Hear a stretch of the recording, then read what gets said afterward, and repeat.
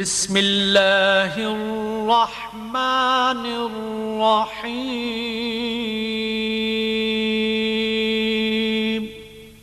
شروع اللہ کے نام سے جو بڑا مہربان نہایت رحم والا ہے۔ اللهم صل على سيدنا محمد وعلى آله وسلم۔ میرے محترم و معزز سامعین اکرام، آج کل جس قسم کے حالات سے ہم گزر رہے ہیں یا جس قسم کے حالات آج چل رہے ہیں وہ بڑے ہی پرآشوب اور تکلیف دہ ہیں۔ شاید ہی کوئی مسلمان ایسا ہو جس کے دل میں ان حالات کی وجہ سے پریشانی نہ ہو۔ شاید ہی کوئی آدمی ایسا ہو کہ جس کے دل میں اس کا صدمہ نہ ہو۔ سب ہی ان حالات کی وجہ سے بے چین اور پریشان ہیں۔ ہر ایک کی زبان پر یہی سوال ہے کہ کیا ہو رہا ہے اور کیا ہونے والا ہے۔ جہاں بھی چند آدمی بیٹھتے ہیں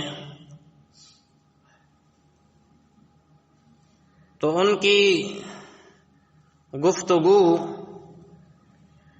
اسی بات پر تبصرہ کرتے ہوئے اور تذکرہ کرتے ہوئے گزرتی ہے، اور ہر شخص اپنی رائے اور اپنا قیاس پیش کر رہا ہوتا ہے۔ ان حالات کے اسباب اور علل پر ہر شخص اپنی اپنی رائے دیتا ہے اور ان علتوں کو اور ان چیزوں کو بیان کرنے کی کوشش کرتا ہے کہ جس کی وجہ سے آج حالات اس قدر پریشان کن ہیں۔ ایک مایوسی اور نا امیدی کی سی کیفیت آج ہر شخص کے اندر موجود ہے۔ نہ انسان کی جان محفوظ ہے، نہ مال محفوظ ہے، نہ عزت اور آبرو محفوظ ہے۔ ملک کا نظام درہم برہم ہو چکا ہے۔ ظالم قسم کے حکمران ہمارے اوپر مسلط ہیں، حقوق پامال ہو رہے ہیں، رشوت ستانی کا آج بازار گرم ہے، کرپشن ہر طرف پھیلی ہوئی ہے، اوپر سے لے کر نیچے تک حرام کھانے کے لیے سب کے سب منہ کھولے بیٹھے ہیں۔ جب اس قسم کے حالات ہوں تو سوال یہ پیدا ہوتا ہے کہ ان تذکروں یا ان باتوں سے اس صورت حال کا علاج ہو سکتا ہے کہ جو آج ہم تبصرے کرتے ہیں یا تذکرے کر رہے ہیں یا باتیں کر رہے ہیں کہ جو موجودہ صورت حال ہے کیا اس کا علاج یہی ہے؟ تو آئیے آج ہم قرآن اور حدیث کے حوالے سے یہ دیکھنے کی کوشش کرتے ہیں کہ ان حالات میں ایک مسلمان کو کیا کرنا چاہیے۔ الحمدللہ اللہ رب العزت نے ہمیں ایک ایسے دین سے وابستہ فرمایا ہے کہ جو توہماتی دین نہیں ہے، من گھڑت دین نہیں ہے، چند رسموں کے نبھا لینے والا دین نہیں ہے۔ یہ وہ دین ہے جو اللہ کا دیا ہوا ہے، وہ اللہ جس کو قیامت تک آنے والے حالات کا علم ہے کہ میرے بندے کے ساتھ کیا ہونا ہے، میرے بندے کو کن حالات سے گزرنا ہے، اس کے اوپر کیا واقعات اور کیا مشکلات اور کیا تکلیفیں اور کیا مصیبتیں آنی ہیں، میرا اللہ ان تمام چیزوں سے واقف ہے۔ واللہ بصیر بالعباد، اللہ اپنے بندوں کو خوب دیکھتا ہے، وہ جانتا ہے کہ میرے بندوں کے اوپر کیا حالات اور کیا واقعات آ رہے ہیں۔ اور سورہ ملک میں تو بڑے پیارے انداز میں یہ بات فرمایا الا یعلم من خلق وهو اللطیف الخبیر۔ ہمارے بزرگوں میں ایک بزرگ گزرے ہیں ڈاکٹر عبدالحی عارفی رحمۃ اللہ علیہ، وہ اس کا ترجمہ بڑے خوبصورت انداز میں فرماتے تھے ارے کیا وہ اللہ ایسا ہے کہ وہ بندوں کے حالات کو نہیں جانتا؟ یہ کیسے ہو سکتا ہے کہ جس خالق نے مخلوق کو پیدا کیا ہو، جس خالق نے انسان کو بنایا ہو، وہ خوب جانتا ہے کہ انسان کن حالات سے گزر رہا ہے۔ وَهُوَ اللَّطِيفُ الْخَبِيرُ، اور وہ باریک بین اور بڑی ہی باخبر ذات ہے، اسے اپنے بندوں کے حالات کا علم ہے۔ یہ کتنی عجیب بات ہے کہ اگر انسان یہ کہے کہ اللہ کو ہمارے حالات کا علم نہیں، نعوذ باللہ من ذالک، تو یہ عجیب بات ہوگی کہ جس خالق کائنات نے کائنات کو پیدا کیا ہے، دیکھیں ایک انسان اگر ایک مشینری کو بناتا ہے تو اس کے پرزوں کو جانتا بھی ہے، اور جس خالق کائنات نے انسان کو بنایا ہے کیا وہ اپنے بندوں کے حالات سے واقف نہیں ہوگا؟ ضرور واقف ہے اور وہ جانتا ہے۔ بہرحال اللہ رب العزت نے ہمیں ایک ایسا دین دیا جو ہر قسم کے حالات کے متعلق ہمیں ہدایت دیتا ہے اور اس کے متعلق ہماری رہنمائی کرتا ہے۔ کوئی توجہ نہ دے یا کوئی اپنی اصلاح کی فکر ہی نہ کرے، یا کوئی شخص ہمیشہ اندھیروں کے اندر ہی رہنے کو پسند کرے، بھٹکنا پسند کرے تو وہ الگ بات ہے، وگرنہ یہ دین ایسا دین ہے جو ہر قسم کے حالات میں انسان کی رہنمائی کرتا ہے۔ تو ان میں سب سے پہلے سمجھنے کی بات یہ ہے کہ اس قسم کے جب حالات آتے ہیں تو دلوں پر مایوسی چھانے لگتی ہے۔ امید کی کرن انسان کو جب نظر نہیں آتی تو انسان مایوسیوں کے گڑھے میں جا گرتا ہے۔ اس لیے ان حالات میں سب سے پہلی بات تو یہ ہے کہ انسان اپنے آپ سے مایوسی کو ختم کرے۔ بھئی جس کا رب اللہ ہو، وہ اللہ جو رحمان اور رحیم اور کریم ہے، جو خالق اور مالک ہے، جو قدیر ہے، جو رحیم ہے، جس کا تعلق اس اللہ کے ساتھ ہو اور جس کا اللہ وہ رب ہو، تو پھر اس آدمی کو مایوس ہونے کی کیا ضرورت ہے؟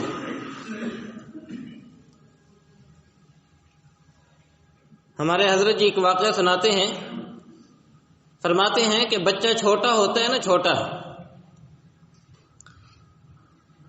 تو وہ اپنے دوستوں میں جب جاتا ہے تو بڑا خوش ہوتا ہے، تو دوست اس سے پوچھتے ہیں کہ آج تم بڑے خوش نظر آ رہے ہو، وجہ کیا ہے؟ کہتا ہے کہ میں اپنے امی ابو کے ساتھ عمرے کے لیے، حج کے لیے جا رہا ہوں۔ تو اس کے دوست پوچھتے ہیں کہ بھائی آپ نے ویزا بنوایا، اپنا ٹکٹ لگوایا، اپنی ضرورت کا سامان خریدا؟ تو بچہ کیا کہتا ہے؟ بچہ کہتا ہے میرے ماں باپ موجود ہیں، وہ میرے سب سامانوں کا اور ضروریات کا انتظام کر دیں گے۔ تو بھائی بچے کو اپنے والدین کے اوپر اتنا اعتماد ہوتا ہے، تو ہم انسانوں کو اپنے رب کی ذات پر کیوں اعتماد نہیں کہ وہ اللہ جس نے انسان کو بنایا ہے، وہ اللہ اس مایوسی کو بھی ختم فرما سکتا ہے، ان اندھیروں کو بھی دور کر سکتا ہے۔ اسی لیے قرآن مجید میں اللہ رب العزت نے فرمایا یا عبادی الذین اسرفوا علی انفسہم لا تقنطوا من رحمت اللہ، اے میرے وہ بندو جنہوں نے اپنی جانوں پر ظلم کر لیا ہے، میری رحمت سے نا امید نہ ہونا۔ اللہ نے صاف صاف اعلان فرما دیا کہ میرے بندو میری رحمت سے نا امید نہ ہونا۔ اس لیے کہ اللہ کی رحمت سے نا امید ہو جانا یہ گمراہی ہے، یہ کفر ہے۔ تو جس کا تعلق اپنے اللہ سے ہو، وہ اللہ جو حالات کو بدل سکتا ہے، وہ اللہ جو حالات کو پھیر سکتا ہے، وہ اللہ جو رات آنے کے بعد دن لا سکتا ہے، وہ اللہ جو سورج کو چھپا لینے کے بعد پھر اس کو نکال سکتا ہے، وہ اللہ ان پریشانیوں کے حالات کو ختم کر کے خوشیوں اور راحتوں کے دن بھی لا سکتا ہے۔ اور پھر دیکھیے، یہ دنیا ہے، جنت نہیں ہے۔ یہ کیا ہے؟ بولیں بھئی، یہ کیا ہے؟ دنیا ہے، جنت نہیں ہے۔ جنت ہی ایک ایسا مقام ہے جہاں پر کوئی غم نہیں، کوئی صدمہ نہیں، کوئی تکلیف نہیں، کوئی پریشانی نہیں۔ دنیا کے اندر تو غم بھی آتے ہیں اور دنیا کے اندر راحتیں بھی آتی ہیں، یہ دونوں چیزیں ساتھ ساتھ چلتی ہیں۔ اللہ اکبر کبیرہ۔ کبھی خوشی آتی ہے اور کبھی غم آتا ہے، کبھی انسان کو راحت ملتی ہے اور کبھی انسان کے اوپر پریشانی آتی ہے، کبھی انسان کے اوپر صدمے آتے ہیں اور کبھی انسان کو فرحت ملتی ہے۔ کبھی یہ دھوپ ہوتی ہے، کبھی یہ چھاؤں ہوتی ہے، کبھی دن ہوتا ہے، کبھی رات ہوتی ہے، کبھی گرمی ہوتی ہے، کبھی سردی ہوتی ہے اور کبھی اندھیرا ہوتا ہے، کبھی میرا اللہ اجالا کر دیتا ہے۔ آپ دیکھیے، بڑے بڑے جلیل القدر انبیاء، وہ جو بڑے ہی برگزیدہ اللہ کے بندے ہیں، محبوب دو جہاں محمد الرسول اللہ صلی اللہ علیہ وسلم جیسے، ابراہیم خلیل جیسے، موسیٰ کلیم جیسے، نوح علیہ الصلوۃ والسلام جیسے، عیسیٰ علیہ الصلوۃ والسلام جیسے پیغمبروں کے اوپر اگر یہ حالات آ سکتے ہیں تو ہمارے اوپر یہ کہیں کہ نہ آئیں، ایسا نہیں ہو سکتا۔ اس لیے جب تکلیفیں آئیں، کسی بھی شکل میں آئیں، تو دنیا کے اندر تو تکلیفیں آنی ہی ہیں، کسی بھی شکل میں آئیں گی صحیح، لیکن یہ اللہ رب العزت کا دستور ہے، اللہ رب العزت کی سنت ہے کہ جہاں میرا اللہ انسان کو تکلیفیں دیتا ہے وہاں راحتیں بھی دیتا ہے، جہاں پریشانیاں اور مصیبتیں آتی ہیں وہاں سکون اور راحتیں بھی آتی ہیں، یہ دنیا کا دستور ہے۔ لہذا اگر کبھی مصیبتوں کا، تکلیفوں کا، اذیتوں کا، پریشانیوں کا اندھیرا چھایا ہوا ہو تو یہ ذہن میں بٹھا لیا کریں کہ یہ اندھیرا ہمیشہ نہیں رہے گا، یہ تکلیف ہمیشہ نہیں رہے گی، یہ اندھیرا ایک نہ ایک دن زائل ہو جائے گا اور پھر سے میرا اللہ انشاءاللہ اجالا ضرور کرے گا۔ ایک بادشاہ نے ایک اللہ والے سے کہا کہ مجھے کوئی ایسی بات بتلاؤ کہ جس کے بعد میں پریشان نہ ہوا کروں، ہر وقت ہی مسکراتے رہوں۔ تو اللہ والوں نے ایک بات لکھی اور کہا کہ اس کو اپنی انگوٹھی کے نگینے کے اوپر لکھ لو، جب بھی تم اس کو دیکھو گے تو تمہاری تکلیف اور پریشانی دور ہو جایا کرے گی۔ تو بادشاہ نے بھی کہا کہ ٹھیک ہے، مجھے لکھ دو۔ اب بادشاہ جب بھی وہ انگوٹھی دیکھتا تو اس کے چہرے پہ مسکراہٹ آ جاتی۔ تو کسی نے ان سے پوچھا کہ بادشاہ سلامت، آپ نے اپنی انگوٹھی پہ کیا ایسا جملہ لکھوایا ہے کہ اس کو پڑھنے کے بعد آپ کے چہرے پہ مسکراہٹ آ جاتی ہے؟ تو انہوں نے کہا اور تو کوئی بات نہیں لکھی، بس یہی بات لکھی ہے کہ یہ دن بھی گزر جائے گا۔ اگر یہ تکلیف کا دن ہے، اگر یہ پریشانی اور مصیبت کا دن ہے، اگر یہ حالات کے کڑوے ہونے کے واقعات کا دن ہے، تو پھر یاد رکھیے میرا اللہ ان حالات کو بھی بدلنے پر قدرت رکھتا ہے۔ آج اگر میری زندگی کا سورج ڈوبا ہے تو کل میری زندگی کے سورج کا اجالا بھی ہوگا۔ اگر آج چاند کے اوپر سیاہی چھائی ہوئی ہے تو کل 14ویں رات کا چاند بن کر یہ چمکے گا بھی صحیح۔ یہ میرے اللہ رب العزت کا قانون ہے۔ آپ مسلمانوں کی تاریخ اٹھا کر دیکھیے، ایک وقت تھا کہ مسلمانوں کا دبدبا تھا، رعب تھا، مسلمانوں کا سکہ چلتا تھا اور مسلمانوں کا طوطی بولتا تھا، اور مسلمانوں کی تاریخ اسی دھوپ اور چھاؤں میں ہی لکھی گئی ہے۔ حالات بدلتے رہے ہیں اور پھر وہی مسلمان ظلم و ستم کا شکار ہو کر مظلوم بن گئے اور دوسروں کا غلبہ ہوا۔ پھر وقت آیا، ایک اور انقلاب آیا، اس انقلاب میں پھر اللہ نے مسلمانوں کو فتح عطا فرمائی، مسلمان پھر غلبہ حاصل کر پائے۔ لہذا آج اگر مسلمانوں کے اوپر پریشانیاں ہیں، تکلیف ہیں، دکھ ہیں، تو اس میں مایوس ہونے کی کوئی بات نہیں۔ شاعر نے کتنا خوبصورت کہا، ظلمتوں کا جو بول بالا ہے، کوئی تو سورج نکلنے والا ہے۔ اگر آج ظلمتوں کا بول بالا ہے تو کوئی نہ کوئی سورج تو روشن بن کر نکلے گا ہی صحیح نا بھائی۔ ایک نہ ایک دن پھر وہی آئے گا کہ ایک وقت ہوگا پھر مسلمانوں کا جھنڈا پوری دنیا کے اوپر انشاءاللہ لہرائے گا، پھر یہ پریشانیوں کے حالات سے انسان انشاءاللہ پھر نکلے گا۔ اور یہ تاریکیاں خود خبر دے رہی ہیں کہ ایک سورج نکلے گا اور انشاءاللہ پھر سے روشنی پھیلے گی۔ اس لیے سب سے پہلی بات ان حالات میں یہ ہے کہ اپنے دل سے مایوسی نکال دیں۔ جب انسان مایوس ہو جاتا ہے نا تو پھر وہ کسی کام کا کھاتے کا نہیں رہتا۔ عمومی طور پر یہ عاجز جب بچوں کو سبق پڑھاتا ہے تو بعض اوقات بچے کہتے ہیں اس سے جی سبق یاد ہی نہیں ہوتا، اس سے جی سبق یاد ہی نہیں ہوتا، پہلے سے کہہ دیتے اس سے جی اتنا سبق مجھ سے تو یاد ہی نہیں ہوگا۔ تو بچوں کو یہ بات سمجھائی جاتی ہے کہ بیٹا اپنے دل میں پہلے سے یہ بات نہ بٹھاؤ کہ مجھ سے یہ ہوگا ہی نہیں، اپنے دل میں یہ بات بٹھاؤ کہ میں یہ کر سکتا ہوں، میں یہ کر سکتا ہوں۔ اپنے اندر ہمت رکھیے، عزم کو بلند کیجئے، اپنی قوتوں کو جمع کیجئے اور اپنے آپ کو جہاں تک ہو سکتا ہے اس کام کے کرنے کی کوشش کیجئے۔ ایک نہ ایک وقت تو آئے گا نا کہ میرا اللہ آپ کی کوششوں اور محنتوں کو رنگ لگا کر آپ کے اوپر پھل پھول لگا دے گا۔ تو اس لیے مایوس ہونا چھوڑ دیجئے۔ جب انسان مایوسی کے گڑھے میں گر جاتا ہے نا، پتہ نہیں اب میں کیا ہوں گا، کیسے ہوں گا، پتہ نہیں ہوگا بھی صحیح یا نہیں ہوگا، یہ کیفیت نکالے۔ اور دوسری بات وہ یہ کہ اس کا سبب قرآن مجید کے اندر میرے اللہ نے خود بیان فرمایا ما اصابکم من مصیبت فبما کسبت ایدیکم ویعفو عن کثیر۔ ہاں، یہ جو تمہارے اوپر مصیبتیں آ رہی ہیں، تکلیفیں آ رہی ہیں، پریشانیاں آ رہی ہیں، یہ جو اذیتوں کے حالات تمہارے اوپر آ رہے ہیں، یہ سب کے سب تمہارے اپنے ہی ہاتھوں کے کرتوت ہیں، تمہارے اپنے ہاتھوں کی کمائی ہے۔ اور آگے کیا ارشاد فرمایا، وَيَعْفُو عَنْ كَثِيرٍ، صبح سے لے کر شام تک تم غلطیاں تو بہت کرتے ہو، تم گناہ تو بہت کرتے ہو، نافرمانی اور عصیانی کے کام تو بہت کرتے ہو۔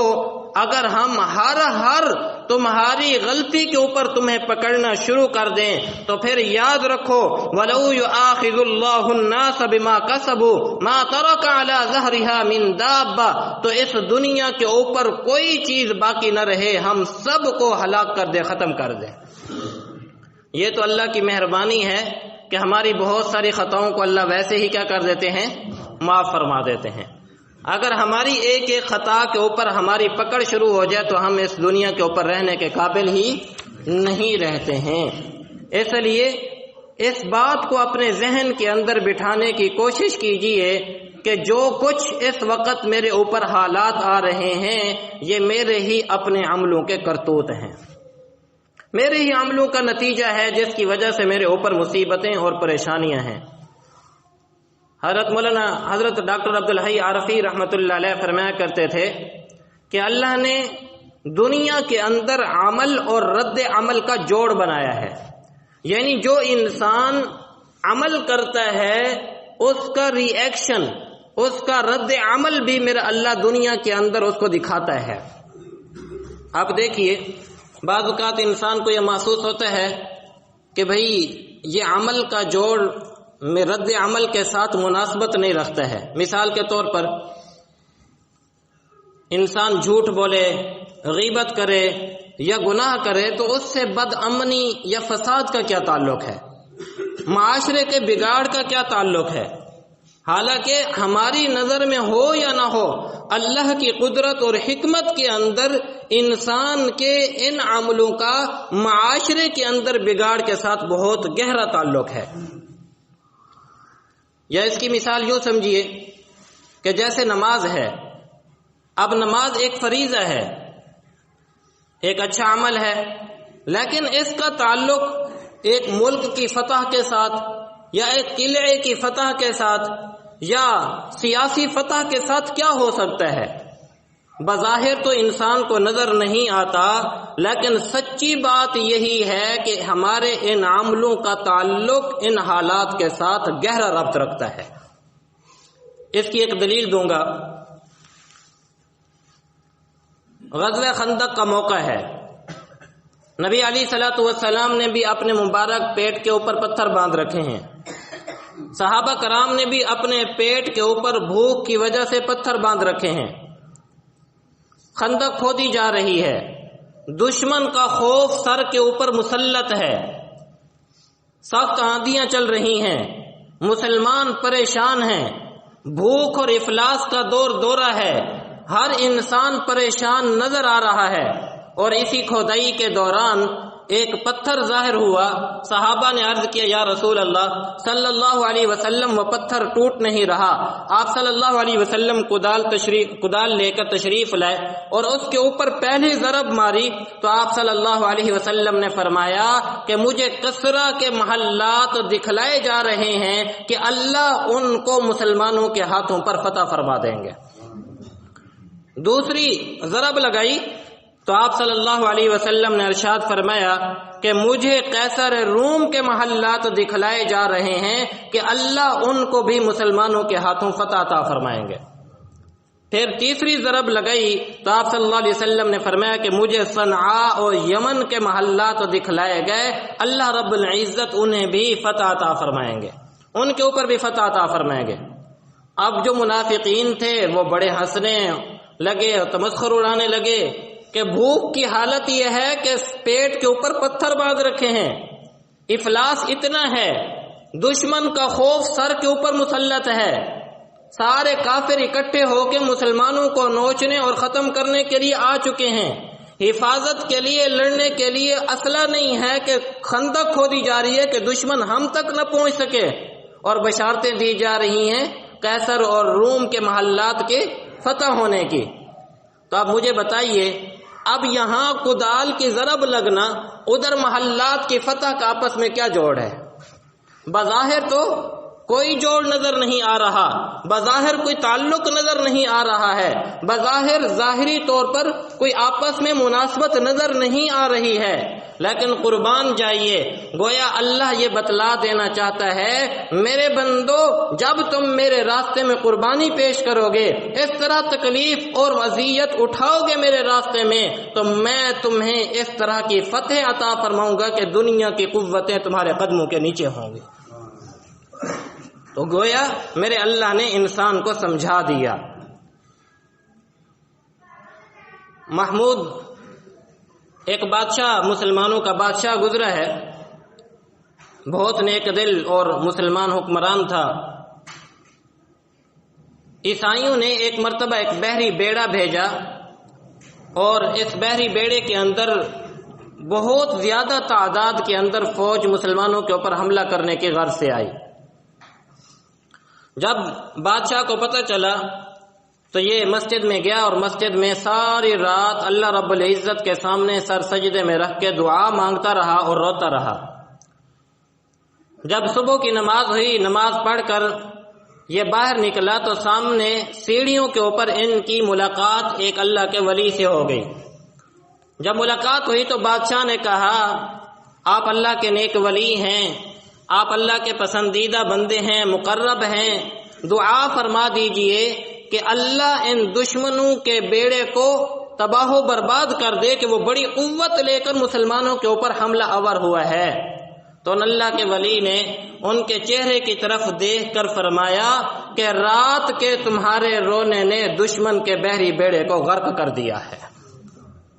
تو یہ جو عبادات ہیں ان کا ہمارے حالات کے ساتھ گہرا تعلق ہے۔ اور عجیب بات ہے، حضرت عمر فاروق رضی اللہ تعالی عنہ کے دور میں مسلمانوں کا ایک لشکر ایک علاقے کو فتح کرنے کے لیے جب گیا تو کوئی علاقہ ایسا مضبوط نہیں تھا، لیکن مسلمانوں کو فتح نہیں حاصل ہو رہی تھی، تو مسلمان کافی پریشان تھے۔ تو وہاں کے جو بڑے تھے انہوں نے خط لکھا حضرت عمر فاروق رضی اللہ تعالی عنہ کے پاس کہ امیر المومنین، کئی دنوں سے ہم نے اس قلعے کا محاصرہ کر رکھا ہے لیکن ہمیں فتح نصیب نہیں ہو رہی۔ تو حضرت عمر فاروق رضی اللہ تعالی عنہ نے فرمایا، اپنا ایک قاصد بھیجا اور فرمایا کہ جاؤ انہیں جا کر کہو کہ دیکھو تم سے کون سی نبی کی ایسی سنت چھوٹ رہی ہے جس کی وجہ سے تمہیں سے قلعہ فتح نہیں ہو رہا۔ انہوں نے جب غور کیا تو پتہ چلا کہ سپاہیوں میں کچھ سپاہی ایسے ہیں جو وضو کرتے ہوئے مسواک نہیں کر رہے، نبی کی گویا یہ سنت چھوٹ رہی ہے۔ جب انہوں نے مسواک کا اہتمام کیا، اللہ رب العزت نے اس قلعے کو ان کے لیے فتح فرما دیا۔ تو آپ بتائیے ایک مسواک، ایک سنت کا قلعے کے فتح کے ساتھ کیا جوڑ ہے؟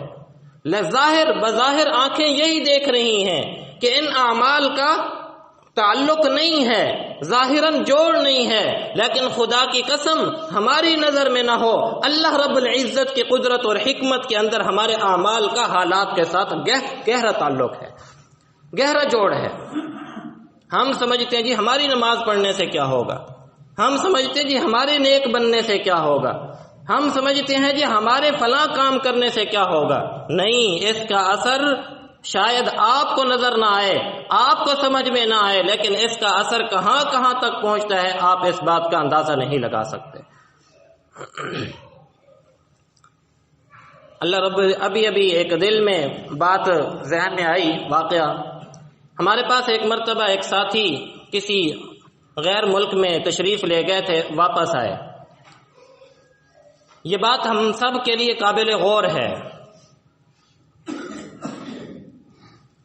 وہ فرماتے ہیں کہ مجھے یہ واقعہ خود سنا رہے تھے، کہتے ہیں کہ جب ہم غیر ملک میں تھے تو ہماری ملاقات ایک عیسائی پادری کے ساتھ ہو گئی۔ اس نے جب ہماری حالت اور کیفیت دیکھی تو کہنے لگا کہ دین اسلام بڑا خوبصورت دین ہے، شرط یہ ہے کہ اس کے مسلمان دین اسلام پر صحیح معنوں میں عمل کرنے والے بن جائیں۔ تو اگر عمل کرنے والے بن جائیں تو کبھی بھی یہ مظلوم اور مقہور بن کر زندگی نہ گزاریں، بلکہ دنیا کے فاتح بن کر زندگی گزاریں۔ اور ایک بات انہوں نے بڑی عجیب کہی، اور وہ عجیب بات میرے خیال میں ہم سب کے لیے ہے، اور وہ یہ بات کہی کہ میں نے دیکھا ہے کہ مسلمان جتنا جمعے کی نماز میں حاضر ہوتے ہیں، اگر فجر کی نماز میں بھی اسی طرح حاضر ہونا شروع ہو جائیں تو زیادہ دن نہیں گزریں گے، پوری دنیا کے اوپر مسلمانوں کی حکمرانی ہوگی۔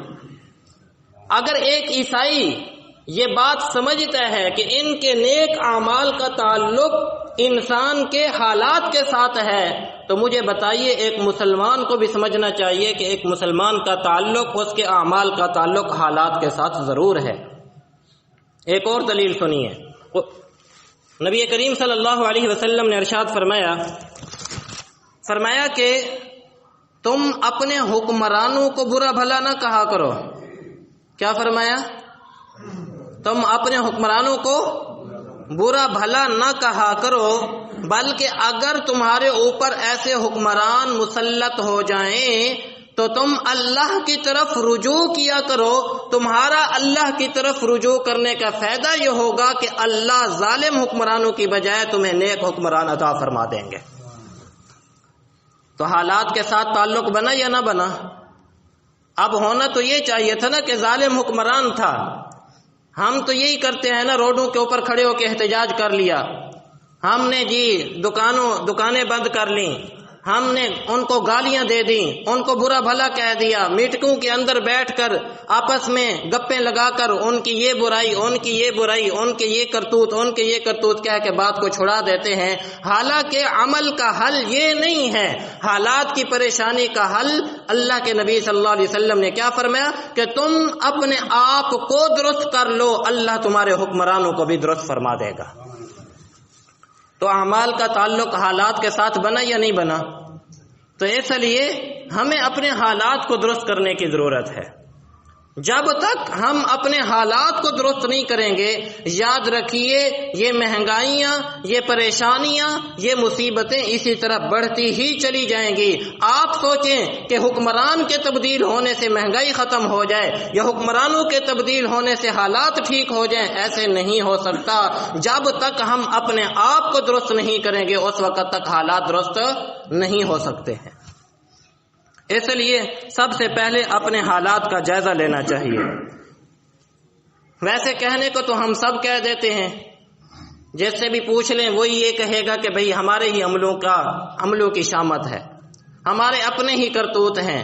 لیکن کیا خیال ہے صرف اتنی بات کہہ لینے سے معاملہ درست ہو جاتا ہے؟ اپنا جائزہ لیں کہ میری زندگی کے اندر اگر 100 گناہ تھے، اب حالات اس قدر خراب آئے ہیں تو میں نے کتنے گناہ چھوڑے ہیں؟ یہ تو پھر اگر نہیں چھوڑے تو پھر تو زبانی صرف جمع خرچ ہے، صرف زبانی دعوے ہیں، حقیقت تو پھر اس کی کچھ بھی نہیں۔ اس لیے اگر ہم یہ چاہتے ہیں کہ حالات درست ہوں تو سب سے پہلے اپنے اندر تبدیلی لانی ہوگی۔ جب آپ اپنے اندر تبدیلی لائیں گے، چراغ سے چراغ جلا کرتا ہے، روشنی سے روشنی پھیلا کرتی ہے۔ جب آپ اپنے آپ کو روشن کریں گے، روشنی پھیلے گی اور اپنے آپ کو درست کرے گا، مزید روشنی پھیلے گی۔ ایک وقت آئے گا کہ پھر اللہ رب العزت ہمارے اعمال کو دیکھ کر ہمارے حالات کو بھی درست فرما دیں گے۔ تو اس لیے ہمیں اس بات کا بھی اہتمام کرنا۔ 2 باتیں ہو گئیں۔ سب سے پہلی بات کیا عرض کی کہ اپنے اندر سے مایوسی کو کیا کرنا ہے؟ ختم کرنا ہے۔ دوسرے نمبر پر یہ بات عرض کی کہ اپنے حالات کو کیا کرنا ہے؟ درست کرنا ہے، اپنے حالات کا جائزہ لینا ہے۔ اور ایک بات ذہن میں آ گئی، وہ یہ کہ ہر شخص دوسرے کو نہ دیکھے، اپنے آپ کو دیکھے۔ آج ہم دوسروں کو دیکھتے ہیں، وہ غلط کر رہا ہے، وہ غلط کر رہا ہے، وہ ایسا کر رہا ہے، بھئی یہ دیکھے کہ میں کیسا کر رہا ہوں۔ اپنے من میں ڈوب کر پا جا سراغ زندگی، اگر تو اپنا نہیں تو خدا کا نہیں بنتا تو اپنا تو بن، اپنا تو بن، اپنے آپ کو تو اپنے گریبان میں جھانک کر تو دیکھ کہ تو کیا کر رہا ہے۔ تو اصل اصلاح یہی ہے کہ انسان اپنے آپ کو سب سے پہلے درست کرے۔ ایک مرتبہ ایک بزرگ حضرت ذنون مصری رحمت اللہ علیہ کے پاس لوگ آئے اور آ کر کہنے لگے کہ حضرت قحط پڑا ہوا ہے، کئی دنوں سے رحمت کی بارش نہیں برس رہی، آپ اللہ سے دعا کر دیجئے کہ اللہ اپنی رحمت کی بارش برسا دے۔ جب یہ بات کی تو فرمانے لگے کہ میں دعا تو کر دیتا ہوں، لیکن یہ قحط آخر کسی نہ کسی کے گناہوں کی وجہ سے پڑا ہے، تو میں سمجھتا ہوں کہ میرے ہی عمل گندے ہیں، میرے ہی کرتوت ہیں جس کی وجہ سے رحمت کی بارش نہیں برس رہی، لہٰذا میں اس بستی سے باہر نکل جاتا ہوں اور باہر جا کر اللہ سے اپنے گناہوں کی معافی مانگتا ہوں۔ شاید میرے عملوں کی وجہ سے یہ رحمت کی بارش نہیں، اللہ رب العزت میری وجہ سے جو بارش کو روکے ہوئے ہیں وہ اپنی رحمت کی بارش برسا دے۔ تو اپنے عملوں کے اوپر کیا کرنا؟ غور کرنا۔ اس عاجز نے ایک واقعہ پڑھا، بڑا خوبصورت، کسی نے مجھے واٹس ایپ کیا۔ کہتے ہیں کہ ایک مرتبہ گاڑی کے اوپر چند آدمی بیٹھ کر راستے میں جا رہے تھے، تو راستے میں گاڑی کے ڈرائیور نے کہا کہ گاڑی آگے ایک پل سے گزرنی ہے اور اس پل کے اوپر سے وہی شخص لوگ گزر سکتے ہیں جو اپنے آپ کو، یعنی وہ لوگ گزر سکتے ہیں جو نیک اور متقی ہوں، جو لوگ نیک اور متقی نہ ہوں وہ اس پل سے نہیں گزر سکتے۔ لہٰذا جو اپنے آپ کو نیک اور متقی سمجھتا ہے وہ تو بیٹھا رہے، اور جو نیک اور متقی اپنے آپ کو نہیں سمجھتا وہ گاڑی سے نیچے اتر جائے۔ اب اللہ کی شان کہ باقی سب بیٹھے رہے، ایک کوئی صوفی سا سیدھا سادہ سا آدمی بیٹھا ہوا تھا، وہ بیچارہ نیچے اتر گیا۔ اب ڈرائیور بھی نیچے اتر گیا، انہوں نے کہا بھئی چلیں آپ لوگ آگے چلے جائیں، تو ہم گناہ گار ہیں، ہم پیچھے ہی رہ جاتے ہیں۔